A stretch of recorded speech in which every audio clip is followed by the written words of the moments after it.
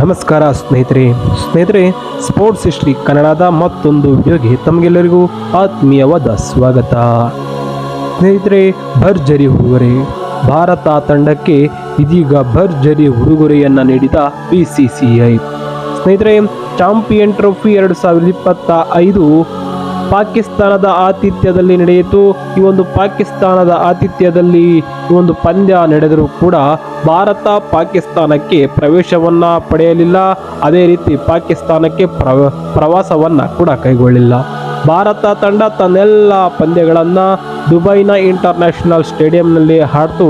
ಅದೇ ರೀತಿ champion trophy 2025ರಲ್ಲಿ champion ಪಟ್ಟವನ್ನು ಅಲಂಕರಿಸಿ ಭಾರತ 3ನೆಯ ಬಾರಿ ಚಾಂಪಿಯನ್ ಟ್ರೋಫಿಯನ್ನು ಎತ್ತಿ ಹಿಡಿಯಿತು. ಈ ಮೂಲಕ ಭಾರತ ಅತಿ ಹೆಚ್ಚು ಚಾಂಪಿಯನ್ ಟ್ರೋಫಿ ಗೆದ್ದಂತಹ ತಂಡದಲ್ಲಿ ಮೊದಲನೆಯ ಸ್ಥಾನವನ್ನು ಗಿಟ್ಟಿಸಿಕೊಳ್ತು ಅಂತಲೇ ಹೇಳ್ಬೋದು.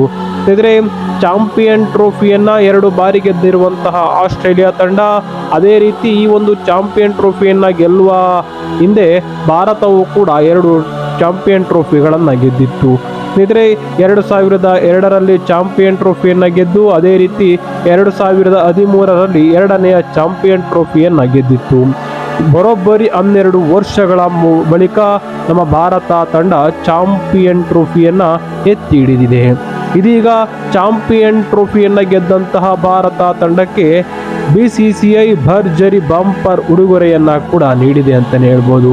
ಸ್ನೇಹಿತರೆ, BCCI ಈ ಒಂದು ಚಾಂಪಿಯನ್ ಟ್ರೋಫಿ ಗೆದ್ದಂತಹ ತಂಡಕ್ಕೆ ಬರೋಬ್ಬರಿ 58 ಕೋಟಿ ರೂಪಾಯಿಗಳ ಬಂಪರ್ ನಗದು ಬಹುಮಾನವನ್ನು ಘೋಷಣೆ ಮಾಡಿದೆ.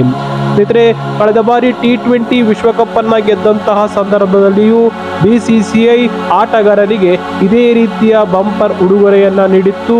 ಇದೀಗ ಭಾರತ ತಂಡಕ್ಕೆ ಚಾಂಪಿಯನ್ ಟ್ರೋಫಿಯನ್ನು ಗೆದ್ದಂತಹ ತಂಡದ ಆಟಗಾರರೆಲ್ಲರಿಗೂ ಕೂಡ 58 ಕೋಟಿ ರೂಪಾಯಿಗಳ ಬಂಪರ್ ಬಹುಮಾನವನ್ನು ನೀಡಿದೆ.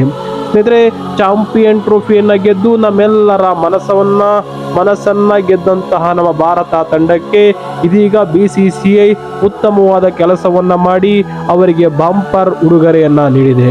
ಸ್ನೇಹಿತರೆ, BCCIನ ಈ ಒಂದು ಮಹತ್ವರವಾದ ನಿರ್ಣಯ ಬಗ್ಗೆ ನಿಮ್ಮ ಅನಿಸಿಕೆ ಏನು? ತಪ್ಪದೇ ಕಮೆಂಟ್ ಮಾಡಿ. ಅದೇ ರೀತಿ ನೀವು ನಮ್ಮ ಚಾನಲನ್ನು ಸಬ್ಸ್ಕ್ರೈಬ್ ಮಾಡದೆ ವಿಡಿಯೋವನ್ನು ನೋಡ್ತಾ ಇದ್ರೆ ದಯವಿಟ್ಟು ವಿಡಿಯೋಗೆ ಒಂದು ಸಬ್ಸ್ಕ್ರೈಬ್ ಮಾಡಿ. ಅದೇ ರೀತಿ ವಿಡಿಯೋ ಇಷ್ಟ ಆಗಿದ್ರೆ ದಯವಿಟ್ಟು ವಿಡಿಯೋಗೆ ಒಂದು ಲೈಕ್ ಕೊಟ್ಟು ವಿಡಿಯೋ ಹೇಗಿತ್ತು ಅನ್ನೋದನ್ನು ಕಮೆಂಟ್ ಮಾಡಿ. ಅದೇ ರೀತಿ ಈ ಒಂದು ವಿಡಿಯೋವನ್ನು ನಿಮ್ಮ ಸ್ನೇಹಿತರಿಗೂ ಕೂಡ ಶೇರ್ ಮಾಡಿ. ಮುಂದಿನ ವಿಡಿಯೋದಲ್ಲಿ ಇನ್ನೂ ಹೆಚ್ಚಿನ ಕ್ರಿಕೆಟ್ನ ಅದ್ಭುತ ಮಾಹಿತಿಗಳೊಂದಿಗೆ ಸಿಗ್ತೇನೆ. ಧನ್ಯವಾದಗಳು.